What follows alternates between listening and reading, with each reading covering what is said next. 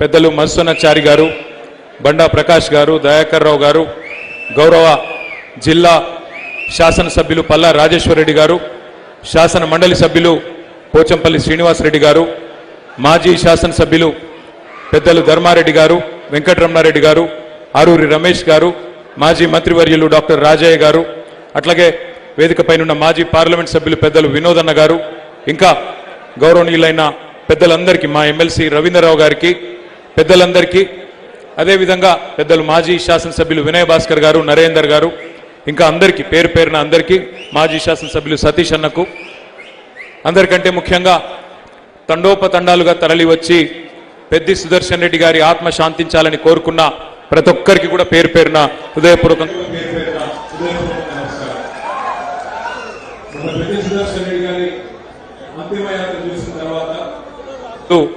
హైదరాబాద్లో ఎంతో ఆశ్చర్యంతో నన్ను అడిగిండు, అన్నా ఆయనేమి మాజీ ముఖ్యమంత్రి కాదు, మాజీ మంత్రి కూడా కాదు, మరి 10 సార్లు పనిచేసిన శాసనసభ్యుడు కాదు, ఎందుకన్నా అంతమంది తరలివచ్చిండ్రు నర్సంపేటలో 12 గంటల పాటు ఎందుకు అంత పెద్ద యాత్ర జరిగింది, జనయాత్ర జరిగింది అంటే వారికి నేను ఒక్కటే చెప్పిన, పెద్ది సుదర్శన్ రెడ్డి పెద్ద పెద్ద పదవులు అలంకరించకపోవచ్చు కానీ వరంగల్ జిల్లాలో ఉద్యమానికి నాయకత్వం వహించిన నాయకుడు, ఉద్యమాన్ని ఒంటి చేత్తో నడిపిన నాయకుడు.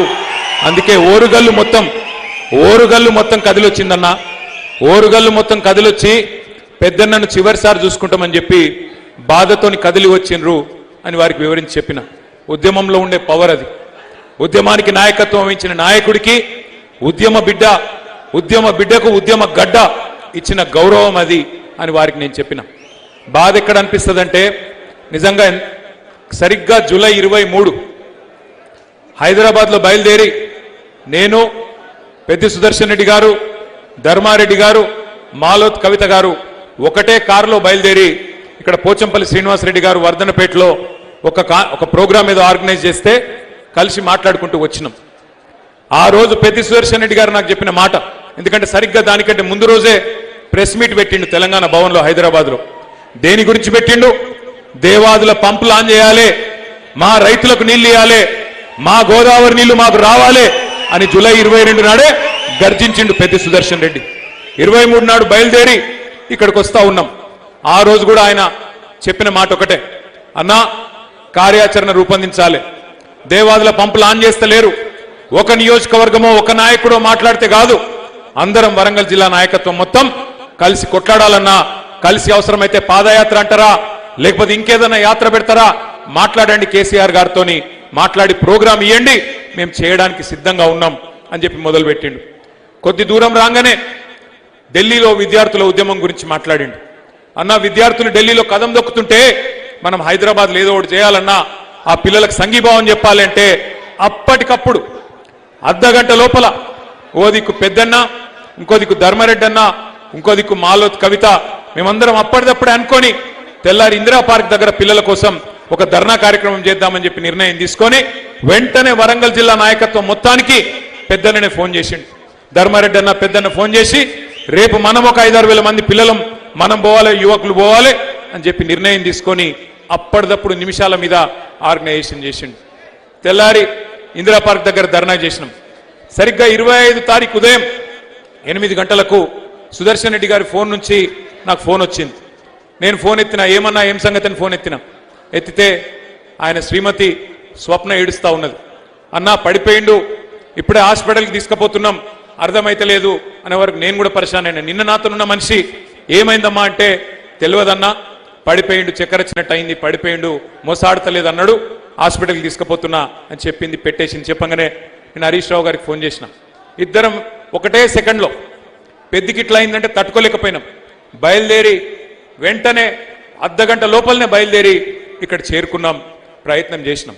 ఎంత ప్రయత్నం చేయాలో, మరి మనతో మనుషులుగా ఎంత అవుతుందో అంత ప్రయత్నము కేసీఆర్ గారి ఆదేశాల మేరకు పెద్ది మీద ఉన్న ప్రేమతో అన్ని ప్రయత్నాలు చేసినాం. గ్రీన్ ఛానల్ పెట్టి హైదరాబాద్ తీసుకుపోయినాం. ఇక్కడ వైద్యం, ఇంకా మెరుగైన వైద్యం కావాలని చెప్పి అక్కడ కూడా దనలాడినాం. అమెరికాలో, లండన్లో ఎక్కడ వైద్యులున్నా వాళ్ళని మాట్లాడండి అంటే మాట్లాడినాం, వాళ్ళతో కూడా సలహాలు తీసుకున్నాం. ఎంత తనలాడినా మన దురదృష్టం మరి పెద్దన్న మనకు దక్కలేదు. చివరికి 4-5 రోజులు మృత్యువుతో పోరాడి చనిపోయింది. కానీ పెద్దలు చెప్తారు, ఎంతకాలం బతికినమన్నది కాదు, 100 ఏళ్ళు బతకచ్చు, కానీ ఎంతకాలం బతికినమన్నది కాదు, ఎట్లా బతికినమన్నదే ముఖ్యం. అది పెద్ది సుదర్శన్ రెడ్డి గారి అంతిమ యాత్రకు తరలి వచ్చిన జనం. వాళ్ళేమీ మనం పిలిచిన వాళ్ళు కాదు, మనం చెప్పలేదు ఎవలకు. కానీ కొన్ని లక్ష పైచిలుకు మంది 12 గంటల పాటు వర్షం పడుతుంది, ఇబ్బంది అవుతుంది, కానీ ఎవ్వరు ఎక్కడ కదలలేదు. మేము ఇక్కడికి వచ్చి నల్లబెల్లికి వచ్చి 5:30-6 గంటలు ఎదురు చూస్తా ఉన్నాం, వస్తున్నారంటే కదలనిస్తలేరు. అటువంటి జనసందోహం, అటువంటి అభిమానం. నిజంగా పెద్ది జన్మ ధన్యమైంది. స్వర్గంలో ఎక్కడున్నాడో కానీ ఆయన జన్మ ధన్యమైంది. ఎందుకంటే ఇట్లాంటి అభిమానం ఇక్కడ మనిషి మరణించిన తర్వాతనే తెలుస్తుంది ఆయన గురించి ప్రజలు ఏమనుకున్నారనేది. గెలిచింది ఒక్కసారే కావచ్చు, కానీ జనం గుండెల్లో నిలిచిపోయిండు పెద్ది సుదర్శన్ రెడ్డి. అందుకే మీ అందరికీ నేను మాటిస్తా ఉన్నా, 2 ఏళ్లలో మళ్ళీ తిరిగి కేసీఆర్ గారు ముఖ్యమంత్రి అవుతారు, పెద్ది సుదర్శన్ రెడ్డి గారు కోరుకున్న విధంగా. ఆ తర్వాత ఏ మెడికల్ కాలేజ్ గురించి అయితే ఇప్పుడే హరీష్ అన్న చెప్పిండో, ఆ మెడికల్ కాలేజ్ కు పెద్ది సుదర్శన్ రెడ్డి పేరు పెట్టేది పక్కా పెడతాం. పెట్టి పెద్ది సుదర్శన్ రెడ్డి పేరు నర్సంపేటలో చిరస్థాయిగా నిలిచిపోయే విధంగా, భవిష్యత్తులో ప్రతి తరము గుర్తుపెట్టుకునే విధంగా వారికి ఘనంగా నివాళి అర్పిద్దాం. అట్లాగే హరీష్ అన్న చాలా విషయాలు చెప్పారు. 2 విషయాలు మాత్రం నేను చెప్తాను. ఆయన పట్టుదల ఎంత గొప్పదో. చేసింది ఒక్క టర్మే ఎమ్మెల్యేగా, ఆ ఒక్క టర్మ్లోనే కరోనా మహమ్మారి కూడా వచ్చింది. కుతలమైంది ఆర్థిక వ్యవస్థ. కానీ ఆయన చేసిన పనులు సామాన్యమైన పనులు కాదు. నన్ను పిలిచిండు, నర్సంపేటలో ఇంటింటికి గ్యాస్ ఇస్తున్నా, వంటింటి గ్యాస్ ఇస్తున్నా, సిలిండర్లు అవసరం పడదు మా ఆడబిడ్డలకి కాడి నుంచి అన్నాడు. నిజంగా చేసినవా అన్న? చేసినానా, నువ్వు రా అని చెప్పి నన్ను తీసుకొచ్చి ఆ రోజు ప్రారంభోత్సవం చేపించిండు. గజ్వేలులో లేదు, సిద్దిపేటలో లేదు, సిరిసిల్లలో లేదు, ఎక్కడ లేదు రాష్ట్రంలో ఏ నియోజకవర్గంలో. ఉన్నది ఒకే ఒక్క నర్సంపేట పట్టణంలో. దానికి ఎవరు కారణం? పెద్ది సుదర్శన్ రెడ్డి. అట్లాగే మన వ్యవసాయ శాఖ మంత్రిగా పనిచేసిన నిరంజన్ రెడ్డి గారు చెప్తున్నారు, రాష్ట్రంలో ఎక్కడ లేని పథకం తెచ్చిండు పెద్ది. ఒక 100 కోట్ల రూపాయలు మా రైతులకిచ్చి పనిముట్లు ఇవ్వాలి ప్రత్యేకంగా అని చెప్పి ఒక ప్రాజెక్టు తీసుకొని కేసీఆర్ దగ్గర పోయింది. కేసీఆర్ గారు అడిగింది, ఎక్కడ లేదా బడ్జెట్లో లేదంటే, నాకు అదంతా తెలియదు సార్, మా నర్సంపేటకి ఇయ్యాలి అని మంకు పట్టు పట్టి అటు వ్యవసాయ మంత్రిని, ముఖ్యమంత్రిని కొట్లాడి ఒప్పించి సాధించిన గొప్ప నాయకుడు, గొప్ప అభ్యుదయవాది పెద్ది సుదర్శన్ రెడ్డి. ఆయన గురించి చెప్పుకుంటూ పోతే చాలున్నాయి. కానీ తెలంగాణ రాకమునుపు ఆయన చేసిన పోరాటం ఒక ఎత్తు అయితే, తెలంగాణ వచ్చినాక ఆయన చేసిన పోరాటం మళ్ళీ ప్రతిపక్షంలోకి వచ్చిన తర్వాత ఆయన చేసిన అద్భుతమైన కార్యాచరణ మరొక ఎత్తు. అందుకే మనం ఆయనకి ఇచ్చే నిజమైన నివాళి. ఒకవైపు ఆ కుటుంబాన్ని కంటికి రెప్పలా కాపాడుకోవాల్సిన బాధ్యత మన మీద ఉన్నది. వాళ్ళ పెద్ద స్వప్న గారు కానీ, వాళ్ళ పిల్లలు కానీ, వాళ్ళ అన్నదమ్ములు కానీ, సుదర్శన్ రెడ్డి గారు అన్నదమ్ములు కానీ, వారిని తప్పకుండా కంటికి రెప్పలాగా కాపాడుకునే బాధ్యత పార్టీది. మీరెవరు కూడా ఆందోళన పడవద్దని చెప్పి కూడా నేను విజ్ఞప్తి చేస్తా ఉన్నా.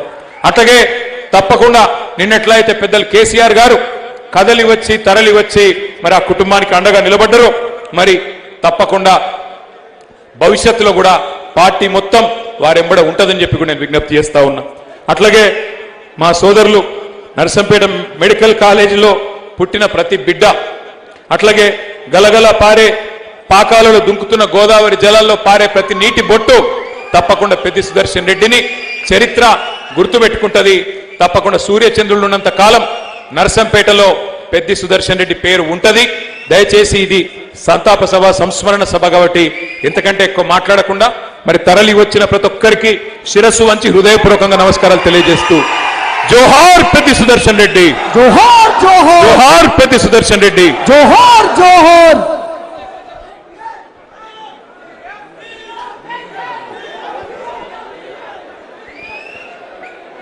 సార్ భోజనం.